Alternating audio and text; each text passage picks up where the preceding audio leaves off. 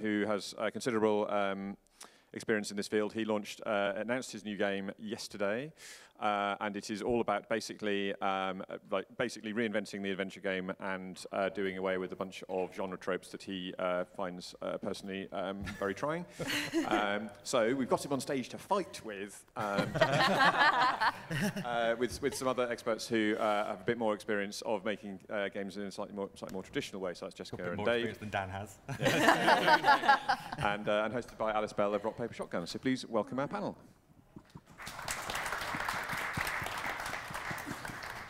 Hi everyone, thank you for being here today. Really exciting panel, I'm sure you'll agree. So yeah, adventure games. I mean, can I ask you maybe why adventure games are the games you want to make? I mean, can I ask you, Dave, first? Because you've been making adventure games for a while now. Yeah, since 2006. Yeah. Yeah. It's just sort of something I fell into. I liked them as a kid, and probably isn't the happiest story, but I was living in New York. It was 2001 in September. You know what happened. Mm-hmm. So I was trying to get my mind off of everything, and I just started making games for fun. And it was just sort of a way to creatively vent all the feelings that I was having. And I made a little game, put it online, people seemed to like it, so I just kept making them. And then 2006, I think, yeah, 2006, I decided, well, I can't envision doing anything else, so I started selling them, not knowing what I was doing. And 13 years later, and 16 games later, I'm still doing it. So I haven't had no other job doing this full time for 13 years. So yeah, that's me. Oh, why was it adventure games that you've kind of mostly gravitated because it was a kind of language and way of storytelling I was very familiar with, and people just seemed to like it, so I felt like I was good at it. So I just kept doing that, and that's sort of the thing that I do. I'm not necessarily married to that particular thing, but it's what I know and it's what I'm good at, and I kind of branch out and do weird things with the formula, but for the most part that's what we do. I'm very into like narrative-based stuff, and I found that the immediacy of releasing a game and getting it up there was a lot more satisfying than having to go through a publisher or whatever and get a book out there, because I just didn't want to have to deal with all that. That was just a minefield I didn't want to navigate.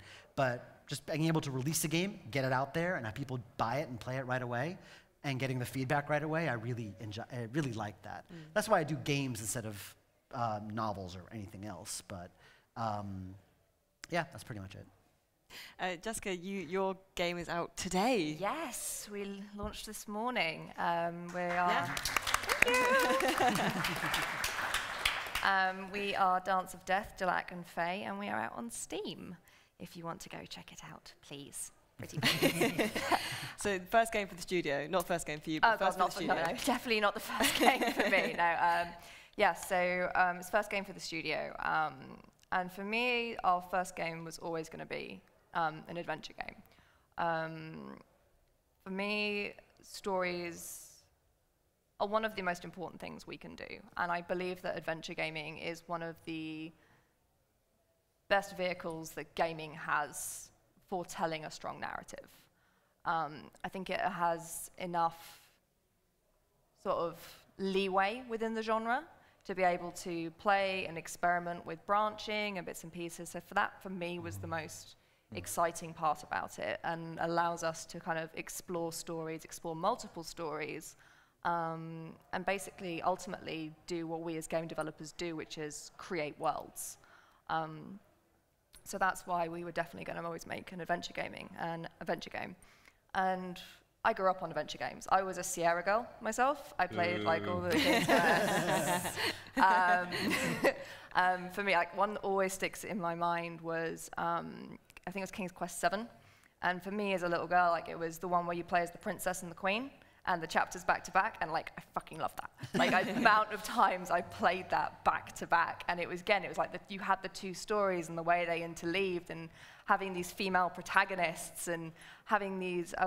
In a past life, I was a sound designer in AAA games for nearly a decade, and had all these beautiful little musical puzzles and bits and pieces in it, and they stick with you, those things that you play, and it's storytelling, and it's so much more involved, for me anyway, emotionally, than film or television can be. I think partly because it's long form. Like, a film is over within an hour and a half. You know, it's a bit different now. You've got like the Marvel Cinematic Universe, where you've got this entire universe you can play with, but otherwise a film is like an hour and a half and that's it, or a TV show, that can go on. But a game, it goes on and you're involved in it, and I think that's really important. Were you a Lucasfilm LucasArts puzzler? The superior LucasArts game. Yeah. Yeah. Infocom all the way. Come on. Oh man, is that Willy Beamish? Zork, Wow. Oh, Springer, God, okay. come on. Because your games actually have, like, especially Time Gentleman Please had like a lot of references to Superior LucasArts game. superior LucasArts games. Yeah. You had text adventure references. We in had, there, too. we did all sorts of stuff in those. Yeah.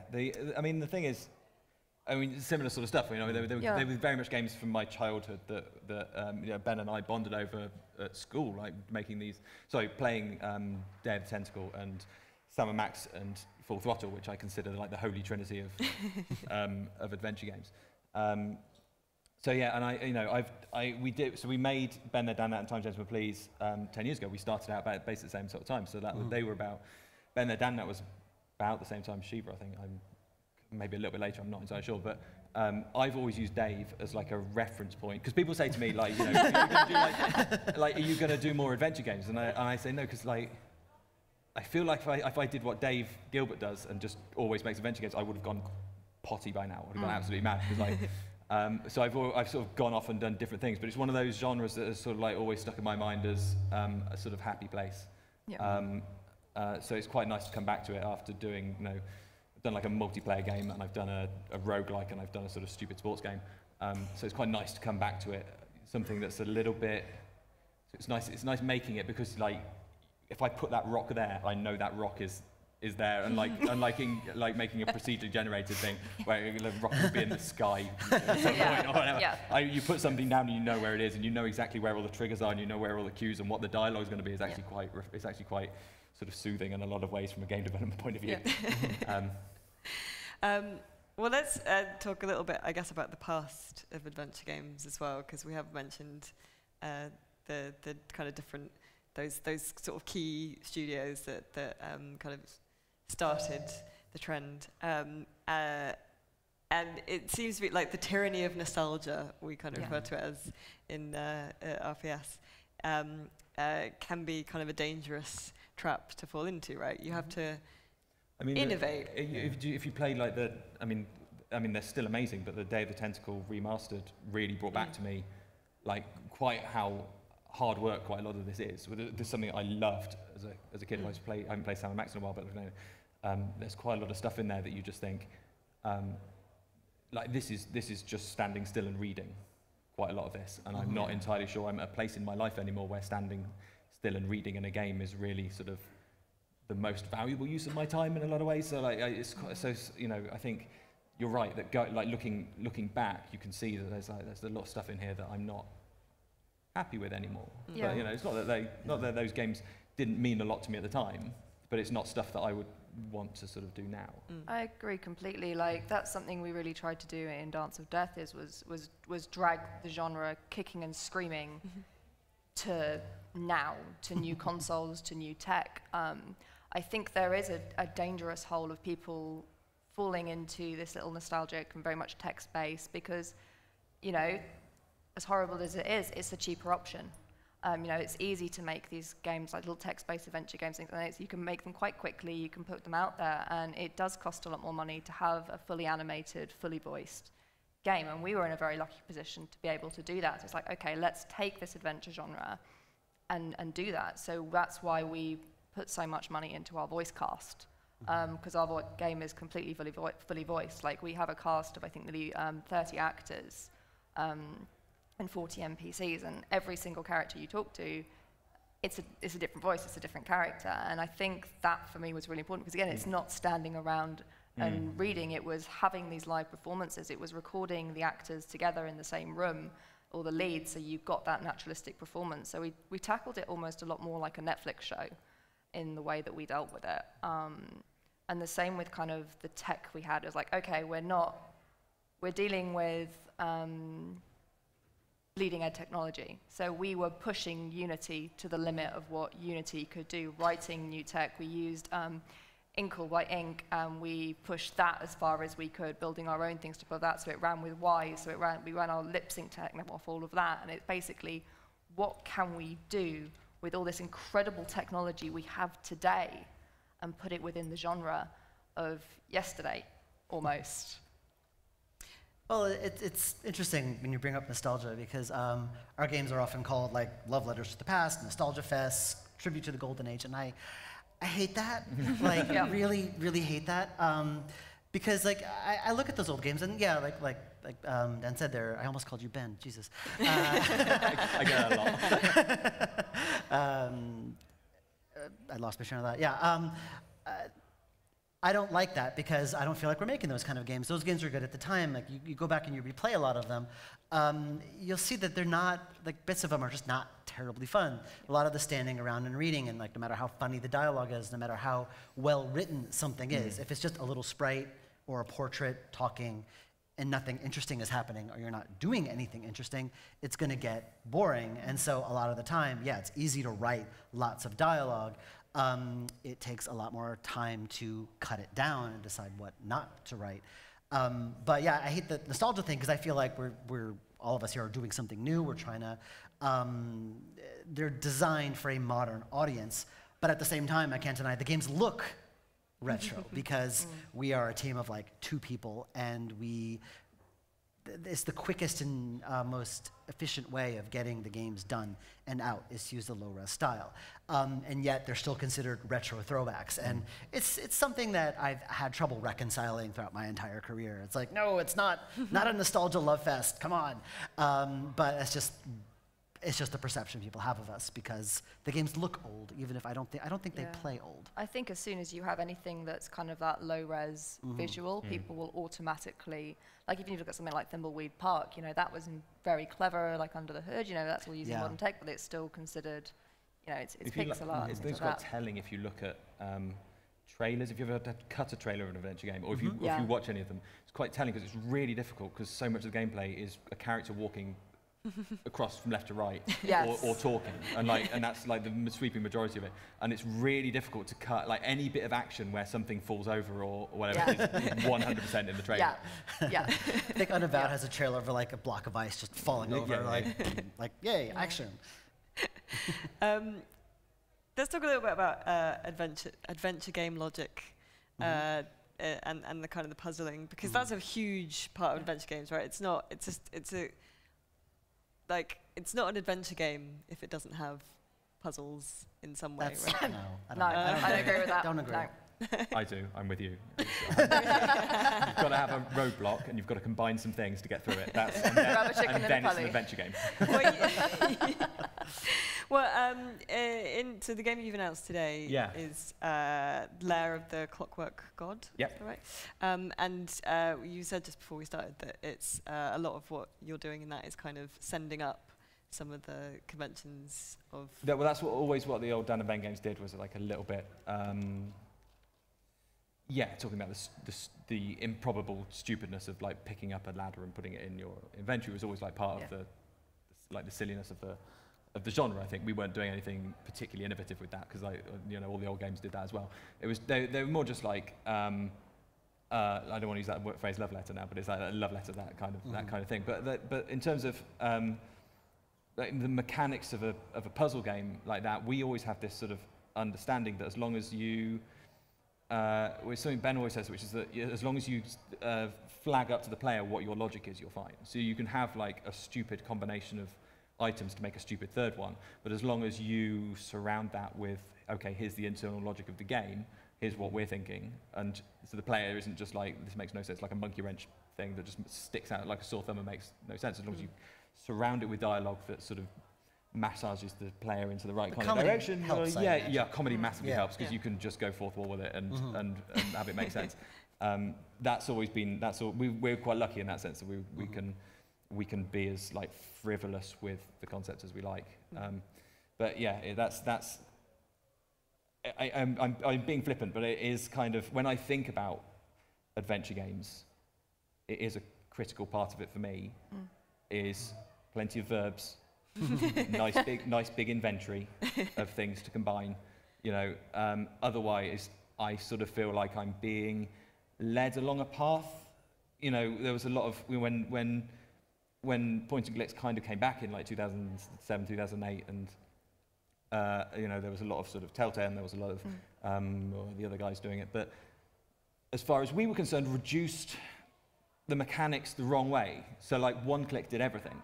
So instead of having like look at, talk to, push, pull, they just thought, oh, one click can be look at or use if it's usable. And I stopped feeling like I was having any actual input in the game. I was just clicking on things. And at the same time, like taking away a lot of the inventory, taking away a lot of the hoarding stuff, combining it together to make a third item stuff, that all came out as well. And to me, that stopped feeling like an adventure game. That stopped feeling like a point and click game and started feeling like an interactive fiction, like interactive narrative sort of thing instead. So one thing we're doing with Layer of Clockwork God is very much putting that back in. It's very much an old school point and click adventure in the terms of those mechanics that we've retained, but we're being clever about it, and we have like context sensitive verbs. So if you come up to an object and it could be smelt, you can smell it. But if it's not a thing you would necessarily smell, we just take that away. So that we're like fine tuning and we're honing it in a way that's like slightly more keeps things going, like keeps things paced. Like the Clockwork God is we're very lucky in that it's also a platform game. So it's structured like a platform game. So the whole thing is really driven. It's really sort of forward focused. You don't backtrack to go and I've left a key.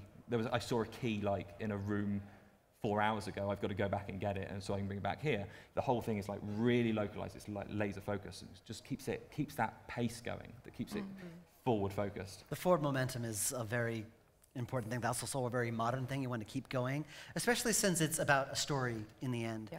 And there's nothing worse if you're like really getting invested in your story and then there's a roadblock and you're stuck for hours just trying to get past it. Especially like if you have your most difficult... No one gets stuck for hours anymore. They just look at them on a walk. That's also the point. YouTube. You just bogarted my point. Is that you don't have to get stuck now unless you want to. Like back in, you know, when I was in like I don't know how old like 5th grade or 6th grade playing King's Quest III, I spent months like trying to get past that stupid wizard. And I was happy to do it. You know, now I'd last like 5 minutes confronted with that same puzzle. And so a lot of modern developers know this. They know that, you know, puzzles aren't such a, like they don't, it's just a different way of folks consume games. And so they focus more on what I'd like to focus on more is the immersion factor. And I want to like put you in the experience, and I want to have like, you know, interesting locations, interesting characters, interesting situations. The puzzles, they're there, but they're not the core of the experience. And there's no right or wrong way to do an adventure game, just like there's no right or wrong way to write a book or, you know, make a movie or write a play or whatever.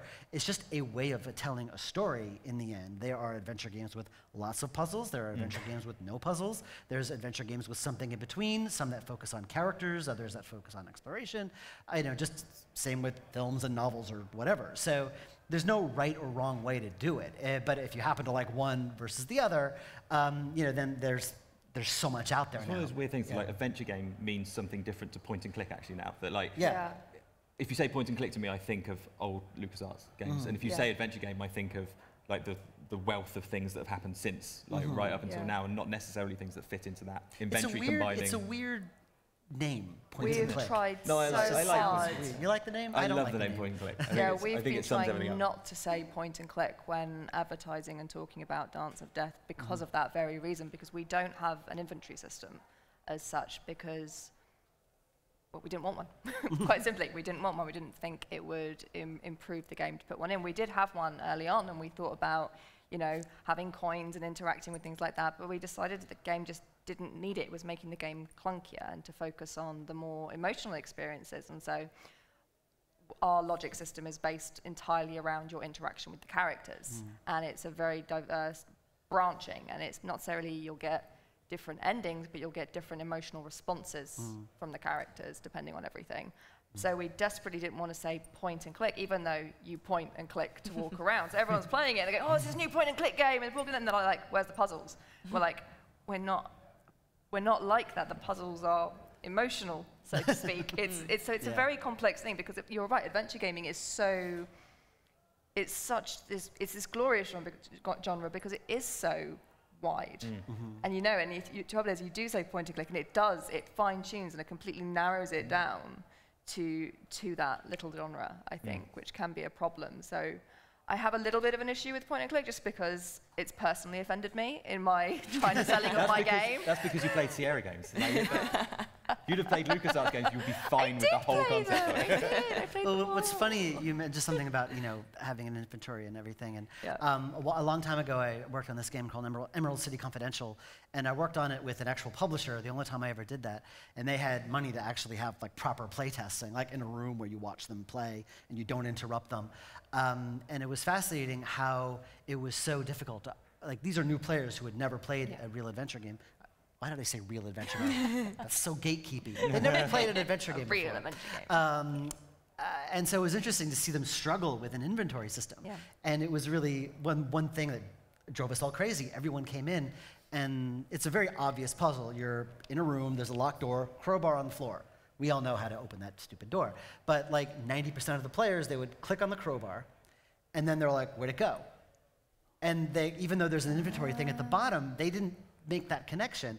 And when they finally found the crowbar, they would click on the crowbar, and then they would click it on the player character.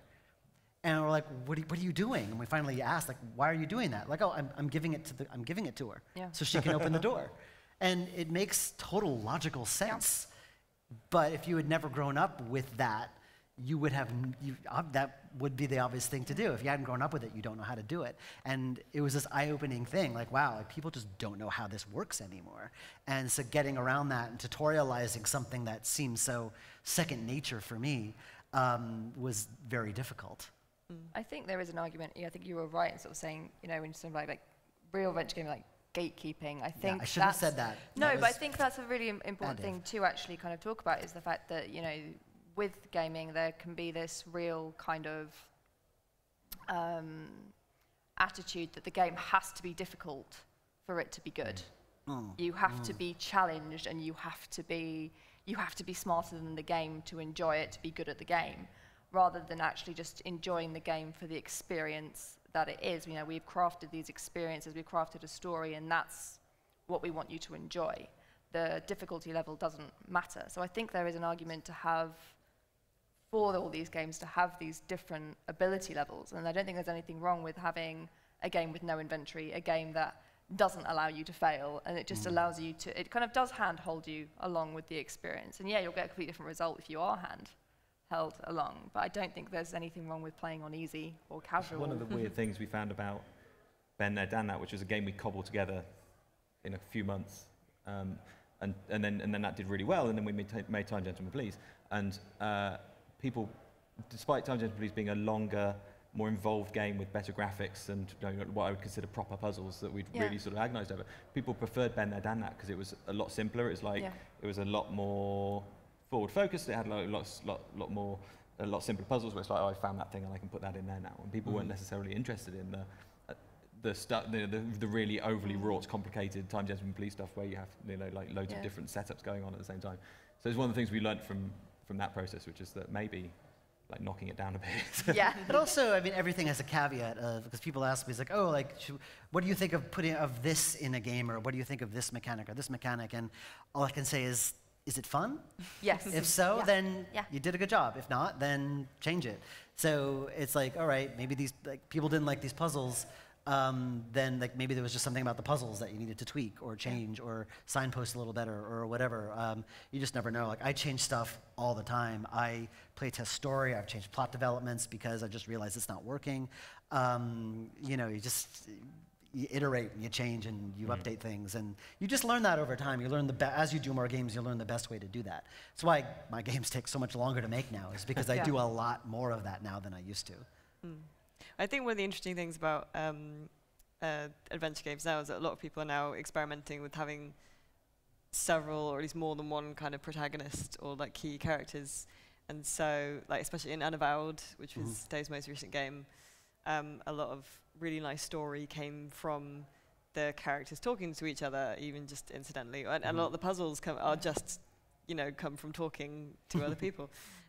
Is that something then that you find is important as well, Jessica? Well, yeah, because we have 3 protagonists, and throughout the game you play a combination of all 3 of them. So you might be Delac and Faye in one place, you might be Faye and Mary in another, and that was an exceptional challenge to have those, because each of those characters have their stories, they have their story arcs, they have their character growth.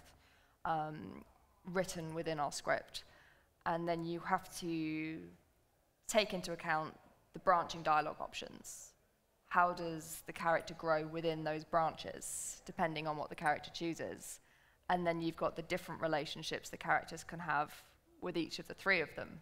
So, because they can each have a different relationship with each other, and it's okay, well, if those 2 have a good relationship with each other, but not with this person, how does that interact with this? And it becomes this huge sprawling puzzle with various different end states. So that's it's a very complex, it was fascinating to do. Our poor writer,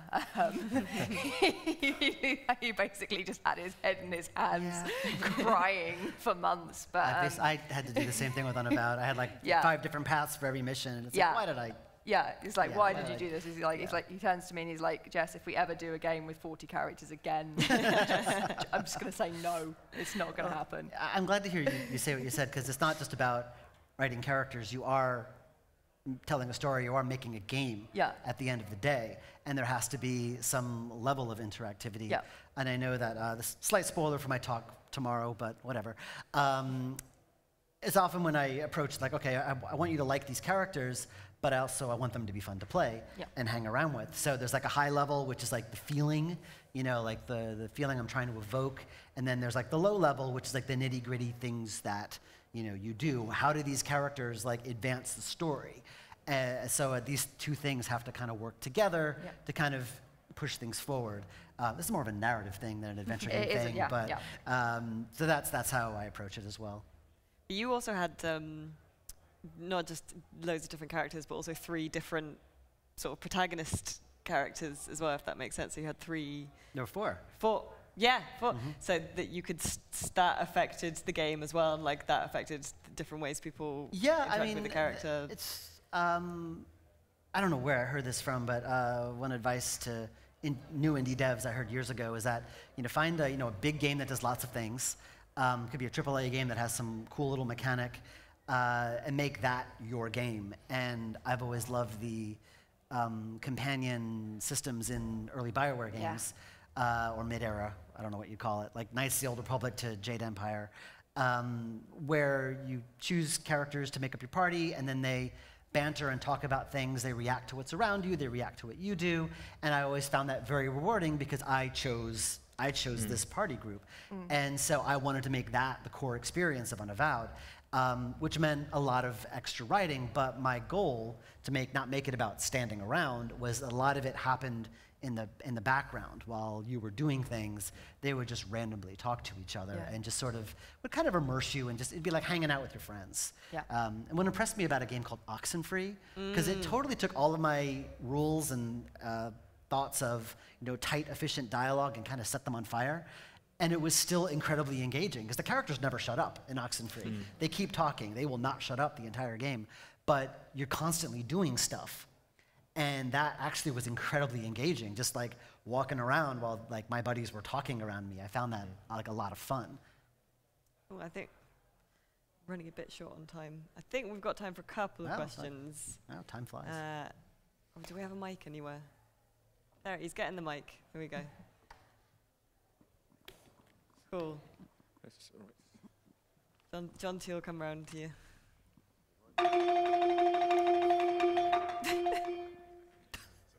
Monty's a robot now, didn't you? That's John T's intrigue sting, yeah. Hi, can you hear me? Yeah. Yeah. I was just very interested because you mentioned this transition from text-based dialogue into voice-over dialogue. And I was just, because you mentioned like Knights of the Old Republic, I suppose when comparing this to like role-playing games, maybe they made that transition a bit earlier. And I just find it interesting, like when it comes to RPGs, this story-based branching dialogue that you also mentioned, there was the past maybe 5 to 6 years, kind of a surge. Obviously, they won't sell as much, but a bit of a surge of trying to go back to the more old school style of not being voice-based, like, I don't know, Pillars of Eternity, Shadowrun games, because when you don't have to voice it, it's not as expensive, and you can have more player dialogue options, more branching paths. I'm just wondering what your opinion is on that trade-off, because especially if you look like at the Mass Effect games, Mass Effect 1, you usually had like 5 to 6 dialogue options. By the time Mass Effect 3 came around, you often had just 2. And maybe that was because of the cost of all the voiceover. I'm just wondering what your thought is on that trade-off. There is a cost in money, obviously, but also when I designed Unavowed, I made the deliberate decision to make the player character not voiced.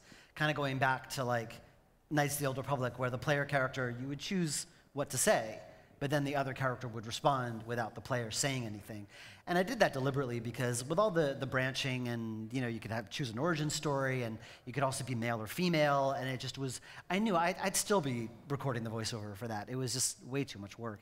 And deciding early on that no, the player character's not going to be voiced did free me a lot. I could really go crazy with the character customization because, you know, I could have all these different choices and ways to respond and things like that. Of course, the trade-off there is that the other characters kind of have to pick up the slack in terms of character development and engagement. But I wouldn't say that voice acting is, you know, the voice actors in here are going to, you know, lynch me afterward. I wouldn't say it's totally necessary. At the same time, sorry, Sally. But at the same time, I think it adds a lot. I love it. I love working with the voice actors. The game doesn't feel real to me unless the voice acting is in. The actors bring a lot to it. If you don't feel your game needs them, then it's not necessary. Yes, it is an expense, and it does. Once you record voiceover, it's set in stone. It's a lot harder to change. So I don't, you know, count it against someone who doesn't use it. It's a choice you make. There's an element of like what the visual style of the game is, I think. Yeah. So like, Clockwork God doesn't necessarily, I mean, we could voice it. It doesn't necessarily feel like it needs it because it's got this quite indie pixel art visual. So like, I feel like where it's sort of pastiching indie games, maybe that sort of warbly voice text sort of stuff instead. I think kind of comedy games can get away with not having it a little bit more. I feel like, I worry that if we did voiceover, first of all, it wouldn't fit the game. Second of all, some of the lines wouldn't land quite as well. Yeah. So like, because I think quite a lot of the comedy is your personal interpretation of what they're saying, and like we certainly found out with Ben there, Dan, that if you watch Let's Plays of them, those games, people are saying the words wrong. Yeah. because they read it out. They read it out for their viewers when they're doing Let's Plays, and they no, you've put the intonation on that sentence completely wrong. But they don't care. So as far as they're concerned, the intonation is the funniest one. So like, to a degree, I think there's a. I do it by game. I'm still in two minds whether we voice it, and Audio is also a massive hidden cost that people do not understand. One, actors are expensive, and it's a fair cost because the talent to get a decent voice actor is, well, let's talk later. It's worth. There's a voiceover panel here at 3:30. Yeah, if you pay an actor £10 an hour, you're going to get a £10 an hour actor versus a £300 an hour actor. Like, that's how much an actor should cost because that's the skills that they are. They are powerhouses, these people. So you're having these people, you're having the cost of them for the day, you've got the cost of the studio for the day, you've got the cost of the editor for the day, you've then got a cost to edit them afterwards, you've then got to put them in game, you've then got to worry about the memory in game, you've then got to worry about them calling in game, you've got to worry about the compression in game for the memory and the CPU, and it's just this whole other issue. You need an audio person, a coder. For like, never bother with translating dialogue, actual spoken dialogue. It's not worth it. Like financially, it's just not worth. Text, always translate if you can, but actually doing the performance, it's just financially the numbers do not work out. Again, that's a whole other talk. But yeah, audio and voicing it, it's not just the cost of getting the lines. It's this whole other complete ballpark, and you'll need a sound designer, you'll need an audio dialogue person, and it's just the sheer asset management of it, of having to deal with the 5,000 lines and making sure they're all in the correct place where they should be. Are you using Ys? Are they going to be in the right place? Have you lost that line? Oh my God, we didn't record that line. Can we get our actor back in? Do we need to do pickups? And you're absolutely right, the script is then set in stone. You cannot change the plot. You cannot change anything. Oh, that actor's not available that day. Oh, you're screwed. It's really a whole different. And then you start mashing different takes together to create different lines. That's always fun. Oh, I love doing that. I love doing that. The Franken take. It's one of my favorite things to do. Is that I love it. I love it. Sometimes I think like very interesting line delivery is just a result of the editor doing that. Yeah. A good editor will be seamless. Then you'll yes, never know. You'll never know. You'll never know. Okay, that's we've got another question in front. Yeah.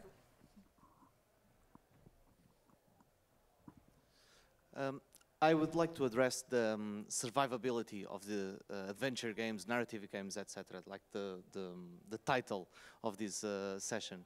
I think there's no doubt that there are a lot of players that like these games. But I think also that during the past 5 years, there is a lesser and lesser interest from the mainstream distribution platforms for games. Do you have any opinion on that? Do you think? I think it's awesome. Because if mainstream companies were still making them, I wouldn't stand a chance. So it creates a great opportunity for indies to kind of serve that niche and like actually do reasonably well if they do it reasonably well. It's why like when roguelikes and like indie platformers became a thing, that was indies. They served that niche that was not being served anymore. So that is a great opportunity for small developers. So I think it's awesome that main publishers don't do these games anymore. I think it's better great. to have like a niche of fans and sell to all of them than to have a wide range of people who might not buy it.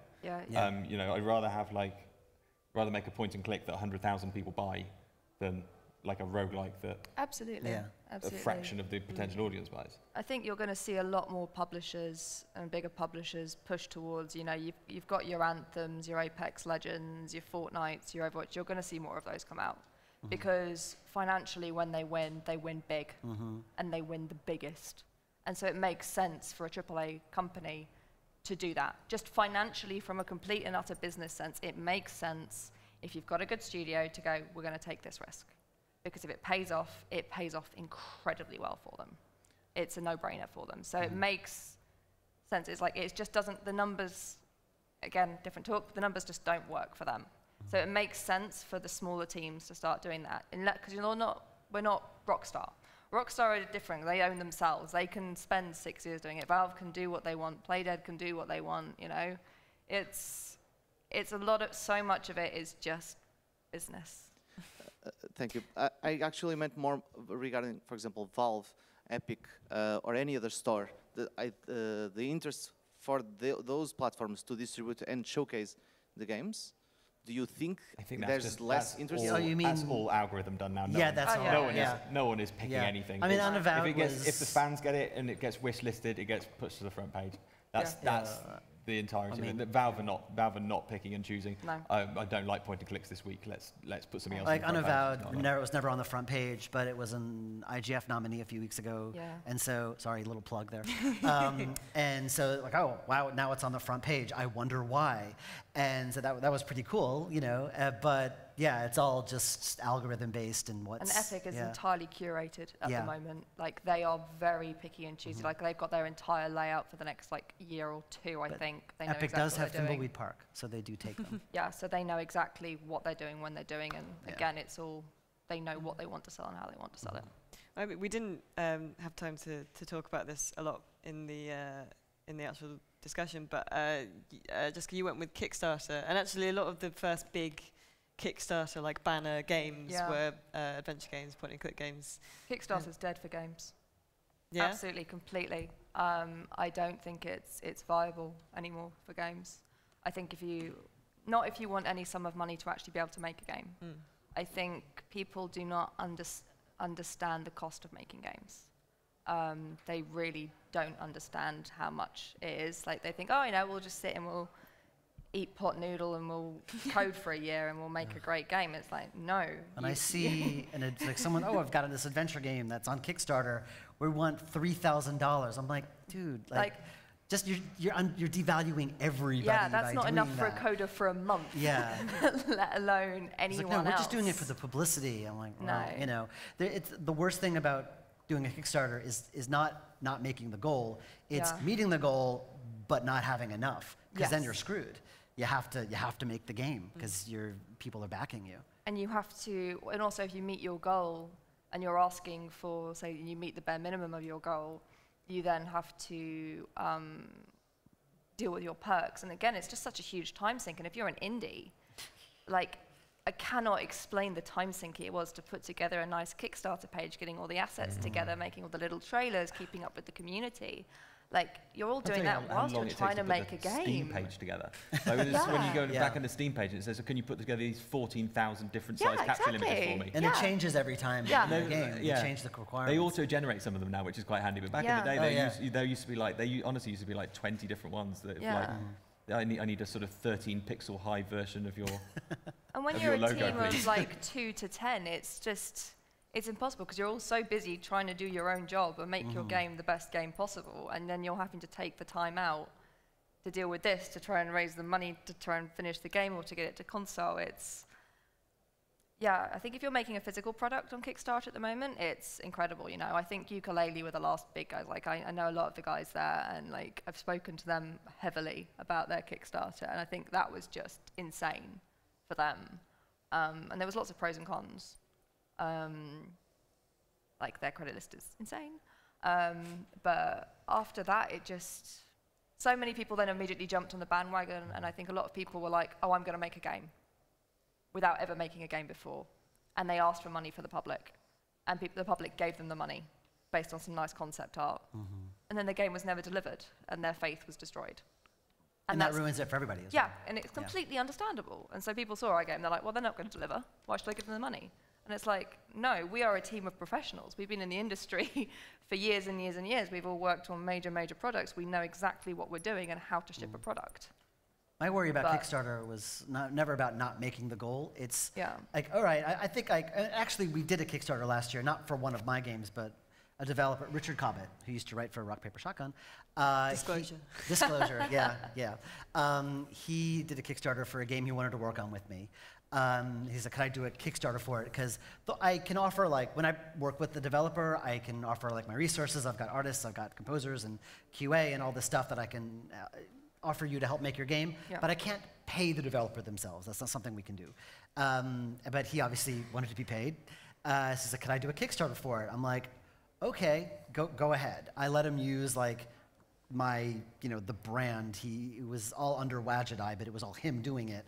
And he managed to do it. Like, it was successful, and hooray. But my worry about Kickstarter has always been, all right, I think we could probably do a Kickstarter, make the goal, and then, but I don't want to start relying on Kickstarter to fund our business. That way is dangerous because Kickstarter is kind of dead now. And if you were relying on that for your entire business model, to pay your staff, to like keep the lights on, then you're in trouble. Business needs to be sustainable. You need to have like a certain level of income coming in order to just maintain yourself. And if you're relying on Kickstarter, that's a problem. Well, but in general, future adventure games looking good, right? Oh, yeah, I think This so. panel's looking good. I think the future of adventure games is bright and shiny and exciting. Well, it's also like there's so many different ways to refer to an adventure game. Yeah, exactly. And there's so much great stuff coming out that I mean, it's hard to say. Like I said, what is an adventure game? That's a whole nother talk. Yeah. But as far as I'm concerned, there's a lot of great stuff coming out. What even is a video game? Our game's art. Something that just came out today. What is indie, anyway? Yeah. Great. Thank you so much for being here. Thank Do you you. want to plug your pluggables to the lovely people at home? Lair of the Clockwork God got announced yesterday. It's please go and wishlist it and look at the trailer. Thank you. Unavowed just came out last year, was an IGF nominee for Excellence in Narrative. It's on Steam and GOG and Humble, and go out and buy it. Dance of Death, Delac and Faye came out today on Steam. It's a 10% discount. Please buy it. It's hell of an elevator pitch as well, if you just describe it. Oh, yeah, it is. Arthurian legends, Lancelot Delac and Morgana Le Fay hunt down Jack the Ripper in Victorian London. You've got your and Morgana down. is a talking dog. There you go. Can I do mine? Mine is a point-and-click adventure LucasArts fan. And his best friend was decided there's no money in adventure games and wants to be a indie darling platformer instead. So one of them is insisting on picking everything up and combining them. The other one is just wall jumping and standing on switches And pushing crates. Yeah, and pushing crates. Yeah. And you use the two together to like progress the game. Yeah, future adventure games looking good and varied. Yes. And fantastic. Okay, yeah. Well, join me again in thanking all our wonderful panelists.